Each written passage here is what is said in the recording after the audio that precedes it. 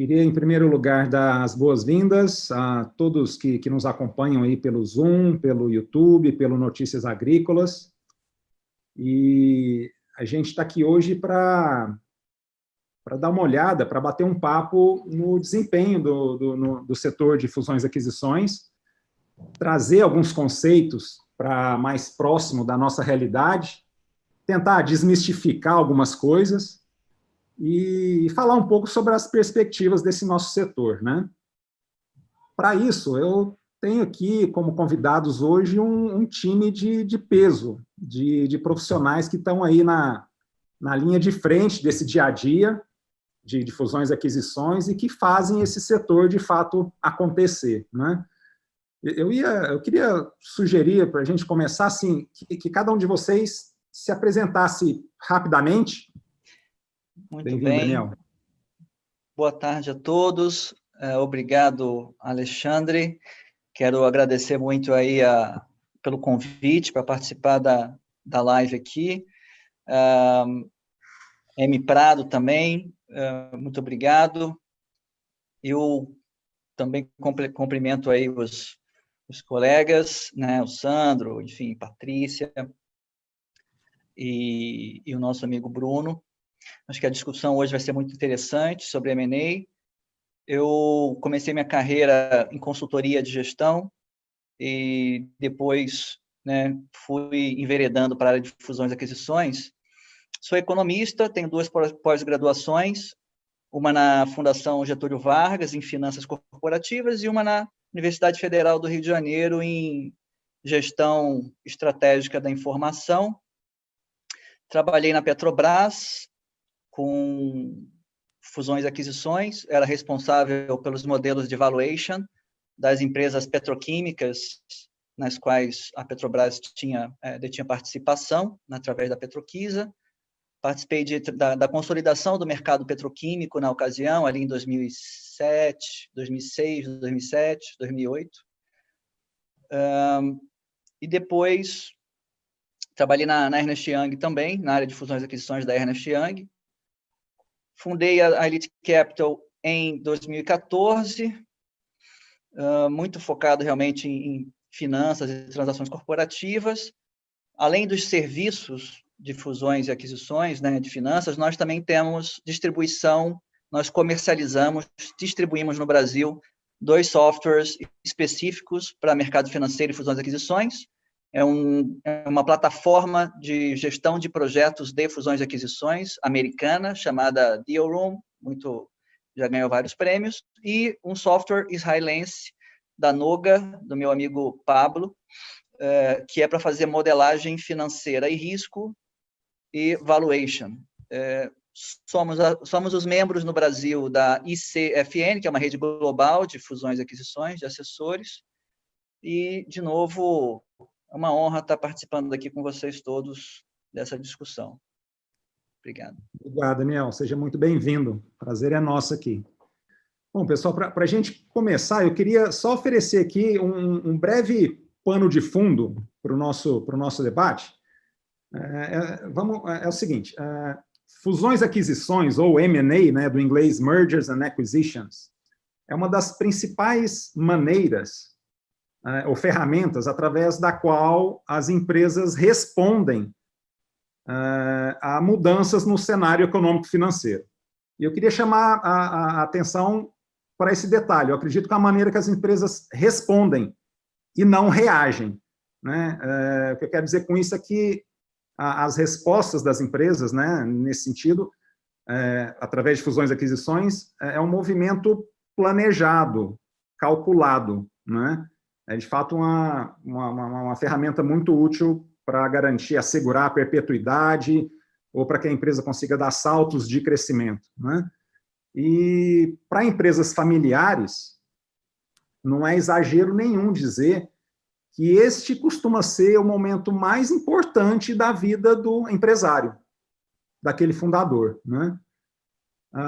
Em momentos como esse que a gente está vivendo, eu acredito que os diferentes segmentos do mercado foram afetados de formas distintas, né? Se a gente pegar, por exemplo, o setor de tecnologia, né? Empresas de streaming, por exemplo, né?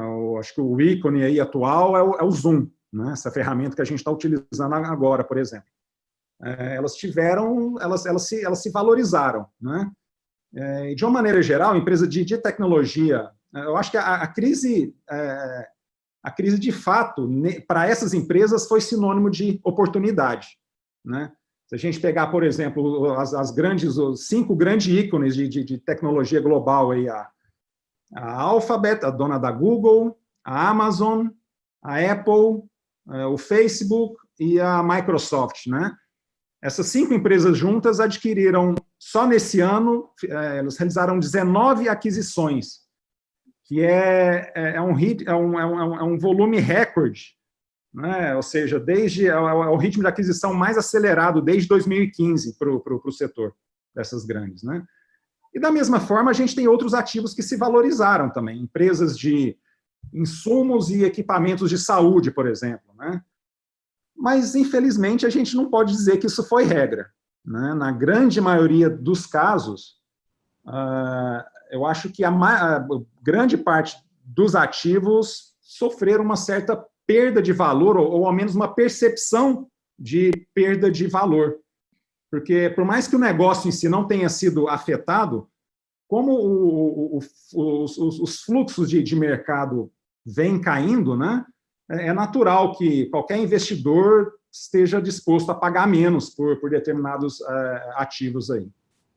Eu queria começar com a pergunta assim, ó, o que vocês têm percebido em termos de mudança no apetite dos investidores para as novas aquisições, de fato, durante esse período, né, que a gente está, vamos falar, do início da pandemia para cá. Isso que eu falei reflete isso que vocês estão vivenciando nesse dia a dia? E que expectativa vocês teriam de volume de transações daqui para frente? Vocês acham que a coisa, de fato, vai retomar? Ou a gente vai ficar ainda num período de incerteza? Assim. Oi, Daniel. Então.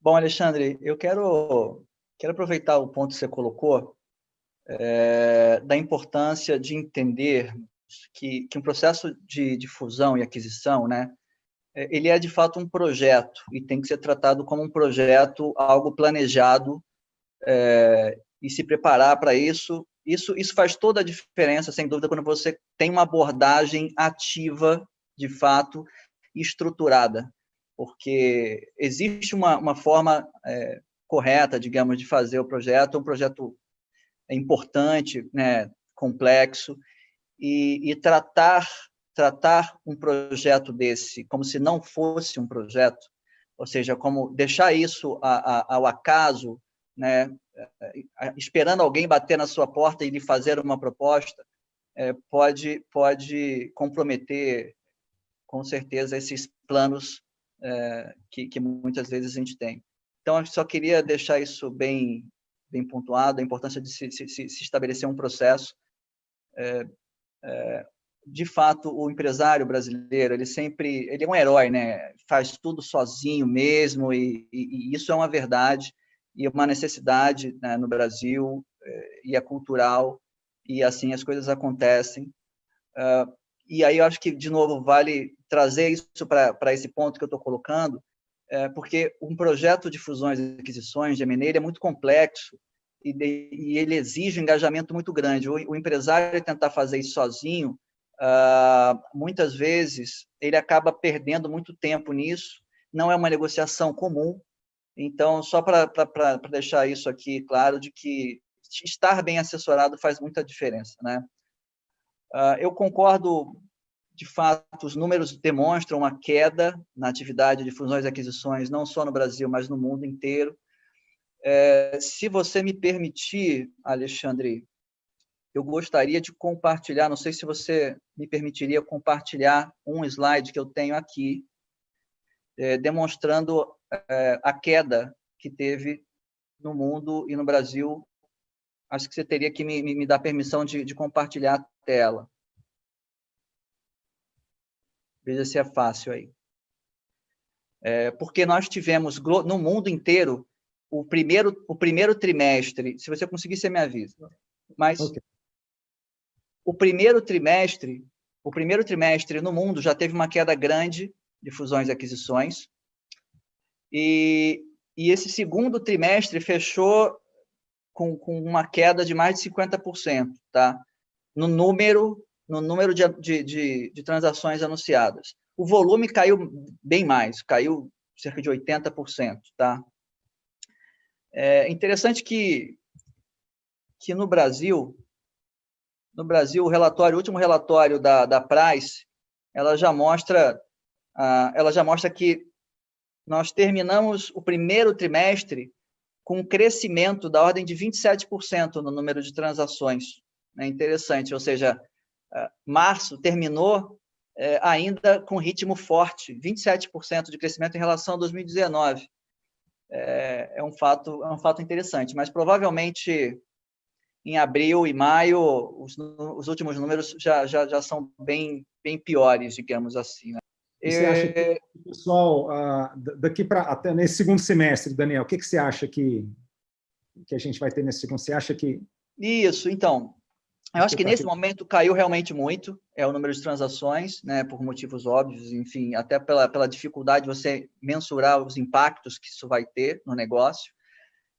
Mas eu acredito que sim, teremos um aumento substancial aí no número de fusões e aquisições, tanto fusões e aquisições como instrumento de fortalecimento, né, as empresas combinando os negócios para se tornarem mais fortes e enfrentarem aí um período mais desafiador, mas também por outras razões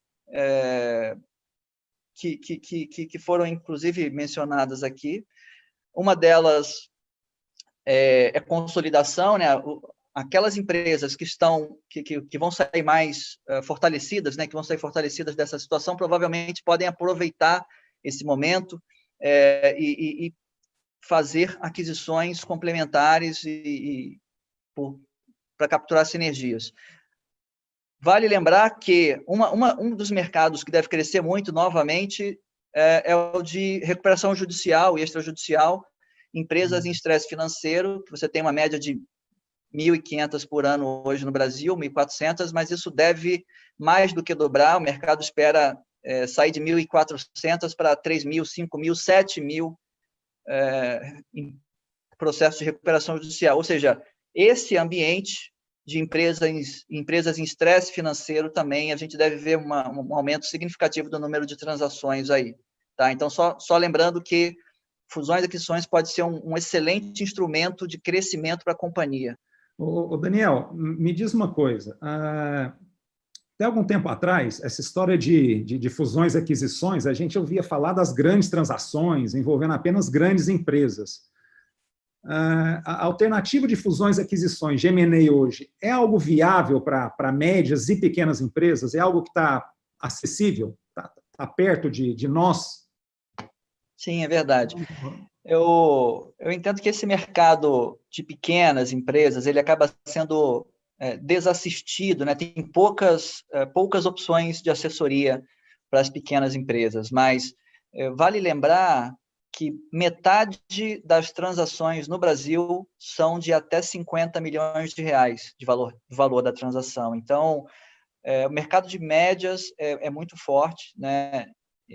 Aqui no Brasil nesse sentido. Tá, em termos de relevância, né? E a gente vê bastante transação acontecendo, sim, em empresas de médio porte, até porque empresas de grande porte no Brasil não são tantas empresas assim que têm um porte maior aqui, né? E isso, inclusive, dificulta um pouco a entrada de estrangeiros adquirindo empresas aqui, porque tem que ser uma empresa que tem uma massa crítica, tem que ter um certo porte para... Via de regra que eu estou colocando, né? Via de regra faz mais sentido uma operação maior e para estrangeiros. E para os assessores também, né? Quanto maior a transação, mais sentido começa a fazer, porque, afinal de contas, uma empresa pequena, uma empresa grande, a transação para o assessor acaba dando o mesmo trabalho, né? Aqui na Elite Capital, a gente trabalha muito com operações de médio porte. O perfil comum do nosso cliente são empresas com uma certa dificuldade no processo sucessório, né? Não tem uma sucessão clara. Então, isso é uma saída, uma alternativa muito comum em operações de M&A. E vai lembrar que a gente recorre, né, as empresas recorrem a uma operação de fusões e aquisições por alguns motivos muito específicos, né? Ou ele vai vender a empresa inteira e vai se aposentar, que é essa questão que eu estou colocando quando não tem sucessão, ou ele vai vender uma parte da companhia para trazer um sócio e ajudar a empresa a crescer. Esse sócio ele pode ser estratégico, mas ele pode ser financeiro. E o investidor financeiro que ajuda a empresa a financiar o crescimento, ele geralmente ele tem um prazo, né? Ele é um casamento, digamos, com início, meio e fim, né? Ele já tem um divórcio ali na frente e que no Brasil às vezes funciona super bem ser dessa forma. Então a gente está falando de 3 anos, às vezes 5 anos de casamento, né? Com investidor financeiro para sair ali na frente. Mas eu acho que para empresas de menor porte você tem muitas transações com estratégico, ou seja, vender para uma empresa maior do seu mercado. E a principal razão pela qual as empresas recorrem e fazem fusões e aquisições é pela sinergia, né? Quando 1 mais 1 tem que dar mais do que 2, que é a principal razão da gente fazer uma operação dessa, né? Ok, tá joia. Eu queria agora colocar aqui a pergunta de $1 milhão aqui. Eu queria ouvir, para essa pergunta, eu queria ouvir a percepção de todos vocês. Daniel, você complementa alguma coisa, como na posição de advisor, né? Quando você inicia o trabalho, o que você olha, onde a gente pode trabalhar para maximizar o valor dessa empresa aqui? Essa pergunta é ótima, Alexandre. Vou tentar complementar no seguinte sentido: parte do trabalho do assessor, do nosso trabalho, é justamente preparar a empresa para um processo desse, estruturar esse processo, preparar, organizar as informações e, dentro do possível, ajudar a empresa a valer mais. Mas eu me refiro a aumentar o valor da empresa fazendo o que a gente chama de gestão contínua do valor da empresa. Como é que a gente avalia? Quanto vale a empresa, né? Como é que se avalia? A gente trabalha com fluxo de caixa descontado, que é o famoso modelo econômico-financeiro ou valuation. Então, a gente faz uma projeção dos resultados da empresa para os próximos anos e traz a valor presente, né? Ou seja, isso aqui dá o valor da empresa. Então, quando a gente implanta uma gestão contínua do valor da empresa, significa que a empresa ela sabe qual é o horizonte dela de planejamento, quanto de fluxo de caixa que ela vai gerar ano a ano, daqui para frente, e como que as decisões do empresário impactam o valor da empresa. Nesses momentos de dificuldade, muitas vezes a gente acaba caindo na armadilha das decisões de curto prazo, que é compreensível porque é uma crise, a gente precisa atravessar, sobreviver. Mas muitas vezes essas decisões de curto prazo, elas destroem valor da empresa, porque elas impactam médio e longo prazo. Quando você tem uma gestão contínua, e é isso que é importante, você antes, é importante você realmente se preparar para um processo desse, né? Porque você consegue implementar essa gestão contínua do valor da empresa e você tem um tempo para que isso comece a de fato, gerar um resultado, né? A grosso modo, a gente usa software, um dos softwares que eu mencionei, da Noga, do meu amigo Pablo, ele faz isso, ele faz um valuation com base no software de uma projeção probabilística, então ele ajuda a gente a ter essa visão e está o tempo todo tentando antecipar e ver como é que essas decisões impactam. Eu diria assim, que quando a gente olha para uma operação dessa, querendo criar valor, tem 2 ou 3 variáveis que impactam mais. O quão rápido a empresa cresce, com a taxa de crescimento da companhia, impacta muito no valuation, no valor, e a margem que ela tem.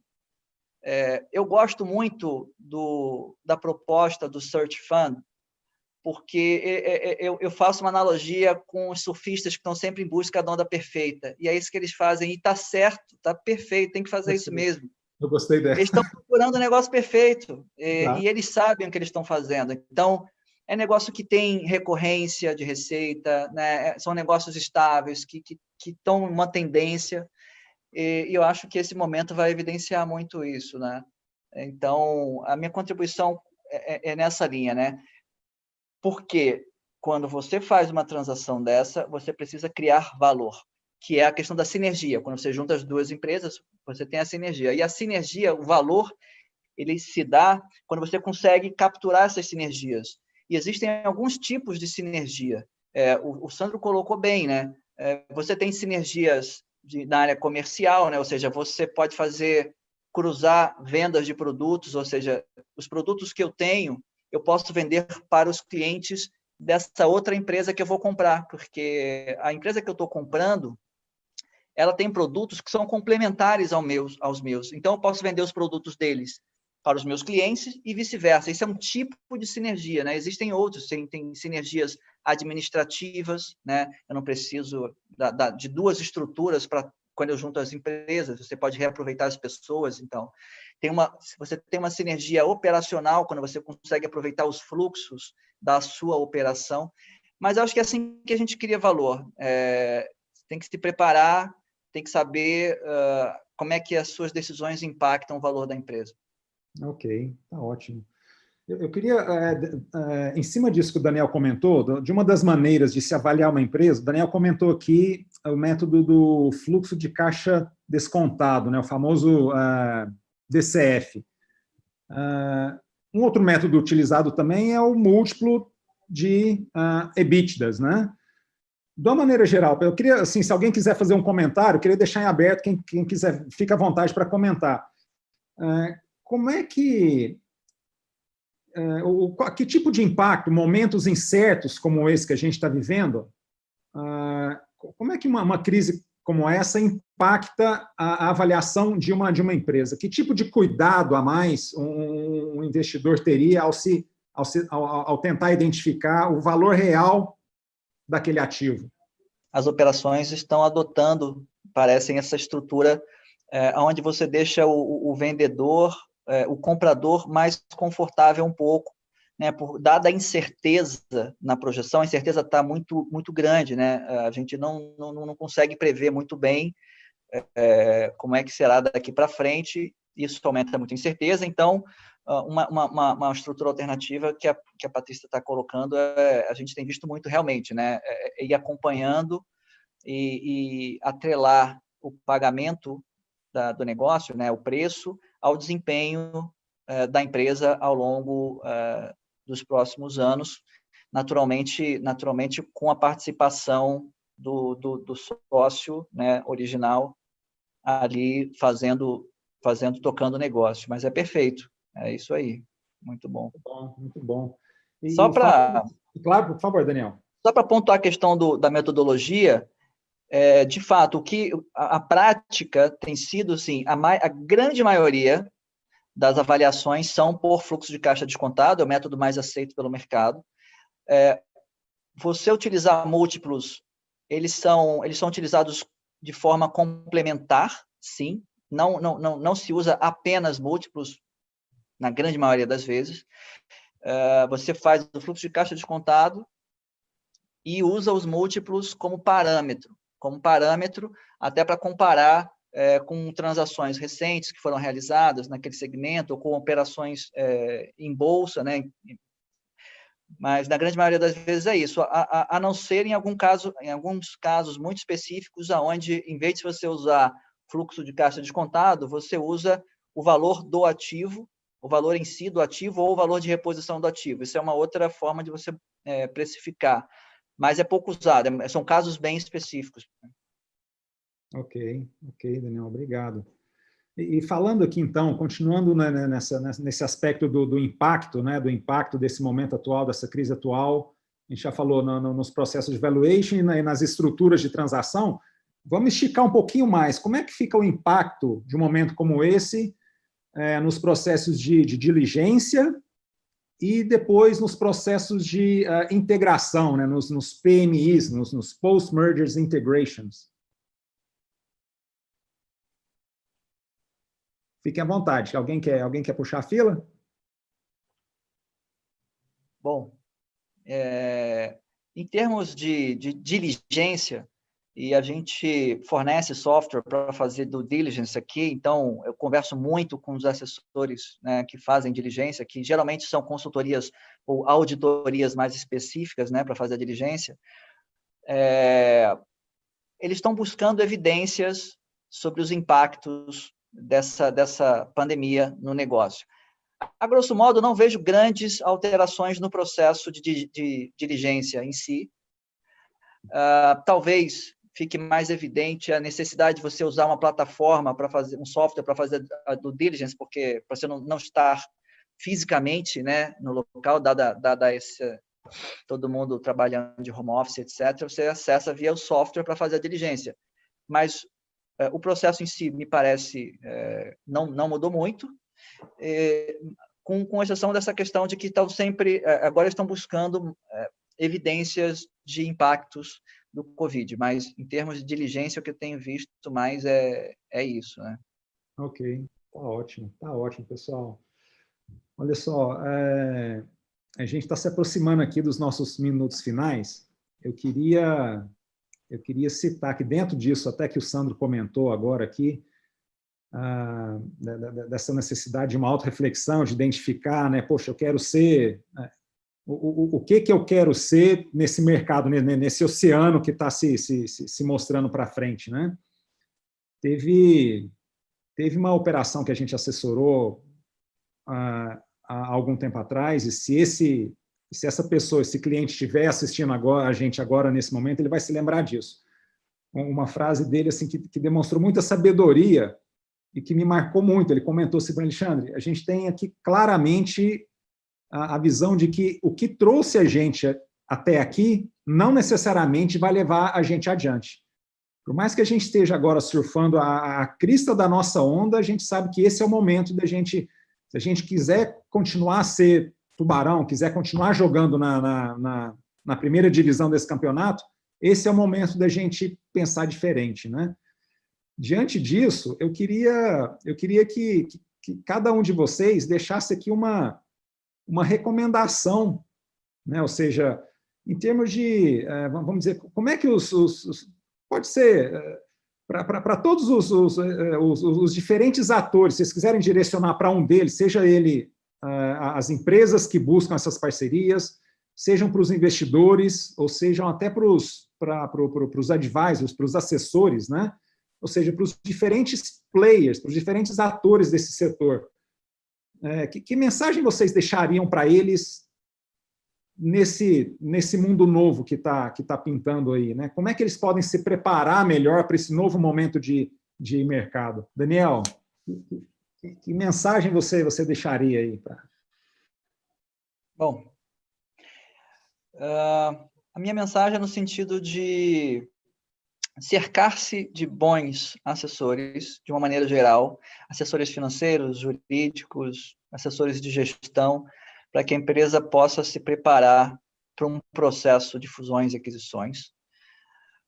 Estar muito atento às tendências, né, principalmente nesse momento de grandes mudanças, então, atento às tendências de mercado, até porque você pode ser surpreendido ou por uma startup que você não vê de onde vem, ou ser surpreendido por um concorrente que você não imaginava que pudesse ser seu concorrente, que atua em outro mercado. Fazer uma análise estratégica em termos de transformação mesmo, como é que esse meu negócio, dentro dessa tendência, está se transformando e como que eu posso adotar tecnologias e processos para suportar essa transformação pela qual esse mercado está passando, a empresa está passando. E eu diria, acima de tudo, para você ter um foco que eu chamo de zoom in, uma técnica zoom in, zoom out, né? É você estar com o olho lá na frente, no médio e longo prazo, você ter esse planejamento de médio e longo prazo, para você focar ao mesmo tempo aqui no presente e no agora, quais são as ações que eu posso, né, agora tomar que vão me levar em direção àquele médio e longo prazo, aqueles objetivos de médio e longo prazo. E você faz esse exercício com uma frequência muito maior. Você não faz uma vez por ano no seu planejamento, você faz uma frequência realmente muito maior de qual que é o objetivo, para onde estamos caminhando e como é que a gente ajusta as velas aqui no momento presente para conseguir atingir. Eu acho que nesse sentido, inclusive, termos uma gestão contínua, né, do valor da empresa é fundamental para a gente fazer esse exercício. Ótimo, Daniel. Obrigado. Ótimo, pessoal. Maravilha. Gente, a gente tem um prazo, um período combinado aqui. Eu gostaria de cumpri-lo. Eu sei que o assunto é fascinante. A gente podia ficar um bom tempo aqui ainda nesse bate-papo, mas está na hora da gente encerrar. Eu queria agradecer a presença de todos vocês, Patrícia, Sandro, Daniel, Bruno. Isso daqui foi um privilégio estar participando dessa aula aqui com vocês, e eu espero que a gente tenha próximas oportunidades de dar sequência nesse assunto, tá bom? Em nome da Eniprado, eu agradeço o prestígio, o privilégio de todos vocês aqui, de terem aceito o nosso convite, e sucesso a todos. Que a gente faça excelentes negócios pela frente. Obrigado a todos. Obrigada, pessoal. Um prazer dividir com vocês esse espaço. Um abraço a todos. Um abraço a todos. Um abraço.